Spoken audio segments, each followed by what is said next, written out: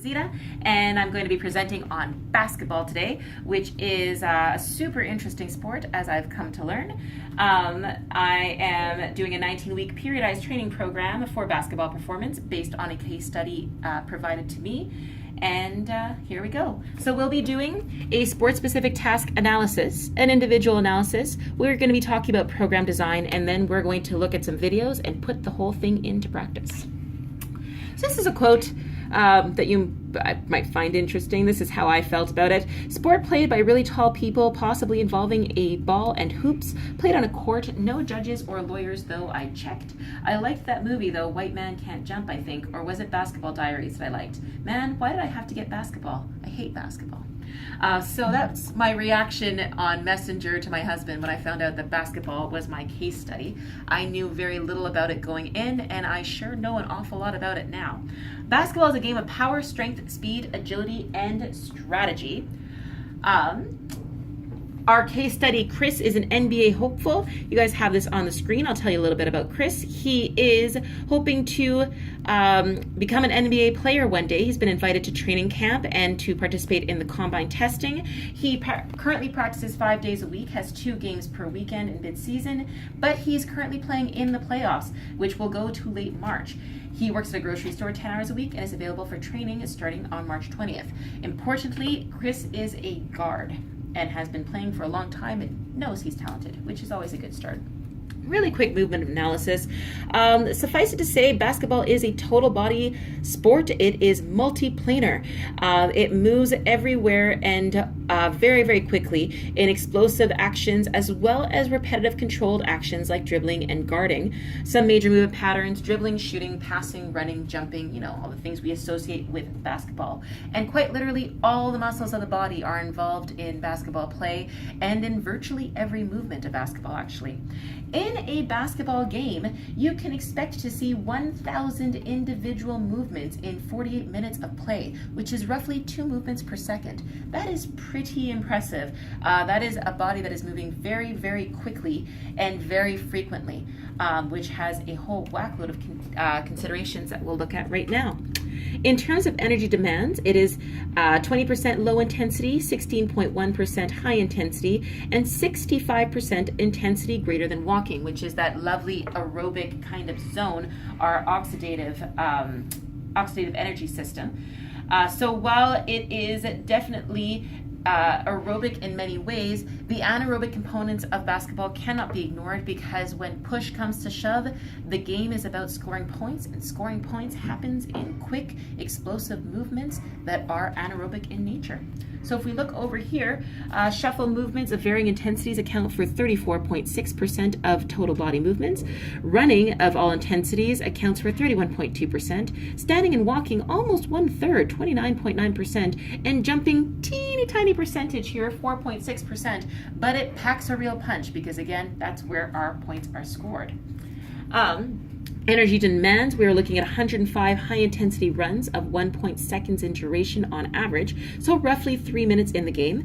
15% of the game is spent in high-intensity activity. 60% of live play is actually spent walking or standing, which is interesting. Unless you're actually engaged in the full movement, you're not doing a whole lot.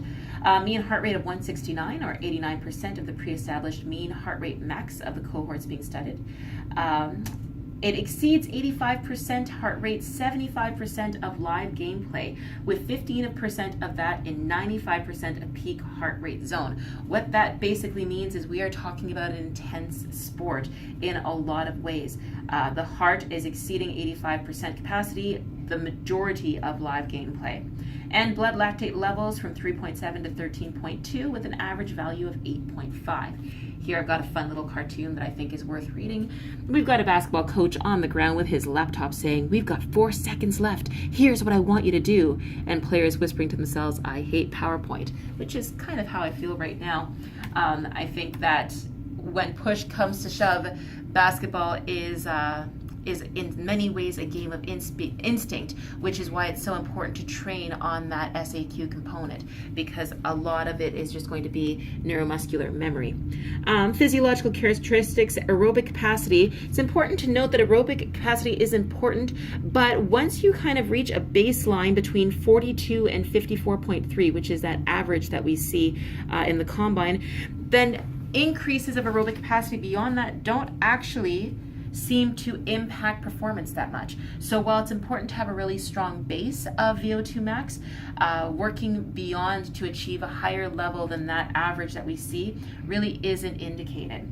Anaerobic capacity is a pretty big deal. Again, it's not a huge component of actual time spent, but it is a really important predictor of performance.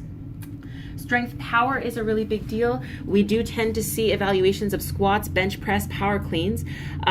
Lower body strength is strongly correlated to speed and agility. And interestingly enough, while we do tend to focus on the squat and the bench press to assess lower and upper strength and power, the power clean has actually been studied as being more correlated to performance, and is something that I imagine we'll be seeing more frequently because it's being integrated more frequently into some coaching program plans for strength.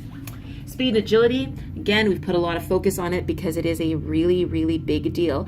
Research indicates that the t-test may be the most sport-specific in its applicability as it involves multi-directional movement. But what's interesting is there is no universal agility test that is done, which means that every study on the importance of speed and agility actually is hard to compare against each other because they're all using different metrics. Flexibility is a really big deal in terms of injury maintenance, but it is not hugely correlated with performance. And so it's definitely something that we want to keep in mind, particularly during that in-season play when we do have a higher risk of injury.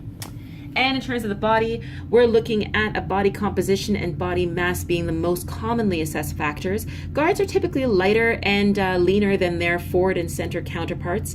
And height is, of course, very strongly correlated with performance success, but it's not uncommon to see the guards being the shortest of the bunch because, as we see here, a player's body size largely determines the position played on the team, which is strategic, right? Keeping the smaller players on the perimeter allows them to move quickly through and down the court.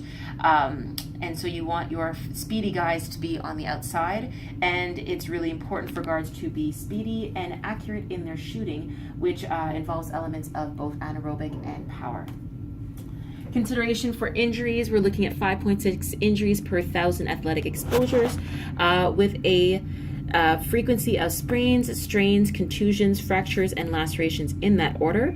37% of injuries involve the upper extremities, and 54% involve the lower extremities, again, commonly affecting the ankles and the knees. Most likely injury sites are the knees, fingers, ankles, and shoulders. The lower extremities are, unfortunately, also correlated with being the most severe the most highly associated with severity.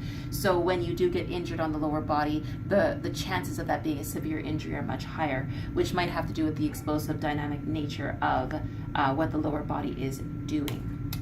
Here's Chris's individual analysis. Chris is, to summarize all of this, shorter, leaner, and just quite frankly not as fast and lacking a lot of power as we can see in terms of his jump ability. But what he is strong. Chris has an 18 rep to 12 rep performance on the bench press at 185 pounds. And again, his leanness and his lack of height shouldn't be necessarily seen as a negative because of his position, which is guard. We just have to make sure that his performance as a guard is as high as it can be so that those aren't seen as negative factors against him, which means that we definitely want to see that vertical jump increase, and we want to see his speed and agility increase as well. We just talked about strengths and weaknesses, so our training priorities are power, speed, agility, with a secondary consideration on total body strength and aerobic capacity. Let's talk about program design. We're going to talk about this relatively quickly. Due to the demands of the sport, we're looking at concurrent training. So we're not just going to focus on resistance and then do, a mesocycle on SAQ. We want to make sure that we're integrating all these elements throughout the training program. We are opting for a 4-day-a-week upper body and lower body split in order to maximize gains. We introduced resistance training right at the beginning of the program, and plyometric, speed, agility, and aerobic conditioning are also integrated throughout the program design. Now, generally, anaerobic and speed and agility are the focus of preseason, but because we're really trying to work on those components with Chris, we're going to integrate them a little bit earlier to make sure he's in peak condition going into camp. Resistance training is the primary focus and is going to remain the primary focus throughout. However, as the intensity increases and we're going to see a total decrease in volume, both for the exercises and in total exercise load. Plyometrics, they are very strongly correlated with increases in jumping height and power, as well as agility and peak isokinetic strength, and they've been directly linked to improvements in vertical jump. So they are a big deal, and we are going to see them integrated in phase 3 of our program, the strength phase, and increasing in volume in phase 4. Fun thing about plyometrics is that they're also correlated with conversion of type 2X muscle fibers into type 2A, which is something we definitely want to see. Speed and agility, again, a big focus for Chris. The volume is lower in the earlier phases to minimize injury, but we do increase that. And one way that we can do that is by integrating task-specific activities such as skipping rope and dynamic warm-ups. So you don't have to do like a whole section on speed and agility. You can use speed and agility components in various parts of your training plan. Aerobic conditioning is going to be integrated as well, if only to maintain that baseline, but also to see if we can't get Chris up to that 54 mark that we want to see for the average. Anaerobic conditioning is really physiologically demanding, and so while we are going to definitely ensure that we integrate it, it's not going to be a huge component right now because we will be seeing a lot of that during training camp. Flexibility training is there in order to maintain a lowered risk of injury. But again, it's not hugely correlated with performance, so we don't want to overdo it. And timing of your flexibility training is really important because some muscle restrictions can make it hard to maintain body positions that are essential to performance. Training cycles, 19-week macro cycle, and the ending with training camp coinciding at the very end there. We've got 2 weeks of recovery transition, 6 weeks of hypertrophy stabilization, 6 weeks of strength, and 4 weeks of strength power. Each of those includes a week of deloading at the end. Yearly breakdown for basketball looks something like this. We're joining here at the March-April, taking us through April, May, June, and a little bit of the preseason here with training camp starting up in early August. Recovery transition, not much to say here. It's really important. Some studies actually indicate 4 weeks. We're going to do 2 weeks because time is of the essence. Hypertrophy and strength. Here we're increasing muscle mass, increasing strength, and preparing the body for more specialized movements, doing an upper body split 4-day routine, dynamic warm-up, and combination of compound exercises and isolated stabilization exercises. We've got some speed work integrated here and some cardio and flexibility as well. This is what our hypertrophy prep phase kind of looks like. I'm not sure if you guys can see that there. But we see the speed and agility. We've got our warm-up and our resistance, 4 times 8 to 10 reps for a lot of these, or 3 sets of 8 to 10 reps as well. Strength phase, so coming into phase 2, we're looking at the integration of plyometrics. Plyos should always be performed before resistance training. This phase is more sport-specific, and explosive power exercises begin to get integrated, which better simulate the movement of a basketball player. So in that case, we're going to see some of those assistance exercises slowly phased out. Program remains 4-day split, but can be separated to 5 days if we feel that more recovery is necessary, and it includes a deloading period here. So we're seeing that we've got a decrease in reps, so 4 to 6 reps, and 4 sets to 3 sets. Some of these assistance exercises are staying at 3 sets of 8 to 10, but we'll be seeing those phased out. And speed agility components, and here we've got our plyo, jump and reach, box jumps, again, looking for not super heavy on the reps and more sets. Strength power is the last phase, and we are shifting focus here towards sports-specific skills with additional emphasis on plyometrics, speed, and agility, with a slight reduction in resistance-only exercises. So 4 weeks of progressive build, 1 week of active recovery before heading into that training camp. The intensity and duration here are really significant, so we need to be careful that the athlete is not overtraining, and we would recommend keeping it as a 4-day split or creating a 5-day split in order to accommodate the increased load. If an additional day is indicated, plyometrics may take on a day of their own. Ideally, though, we would keep it on 4 days because we do know that Chris works that part-time job and probably wants to have a life outside of training. So we'd like to give him some extra recovery days because recovery in this phase is a pretty big deal. This is what our strength power program plan would look like. Again, we've got a whole section here just for plyometrics. Over here on day 2 and 5, different plyometrics integrating, alternating. So your lower body plyo will be paired with your upper body strength and vice versa, unless you are doing a whole plyometric day. And that stays true for our strength phase as well. Just making sure that we're not overloading the body with those really demanding exercises. And we've got our SAQ movements down here at the bottom.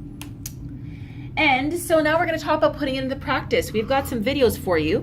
We're looking at a push-up progression. Now, I opted to stick to the same exercise and show you how that exercise changes over the course of the periodized plan. We could have opted to do an exercise specifically representing each phase, but I think it's kind of neat that the push-up is able to actually act in every capacity. So we're going to look at the push-up first, and the push-up with elevated feet, bearing in mind that Chris is really strong on that chest press. I imagine that your typical push-up isn't going to be as demanding for him as other people.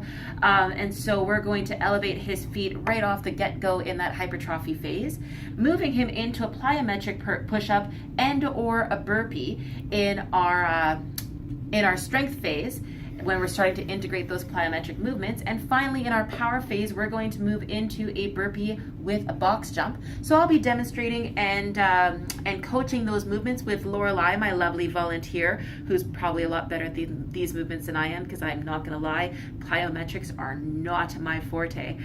So we'll have a good chuckle at Coach Zita attempting to coach movements that she's not really great at. And thank you very much. I hope that you enjoyed this presentation.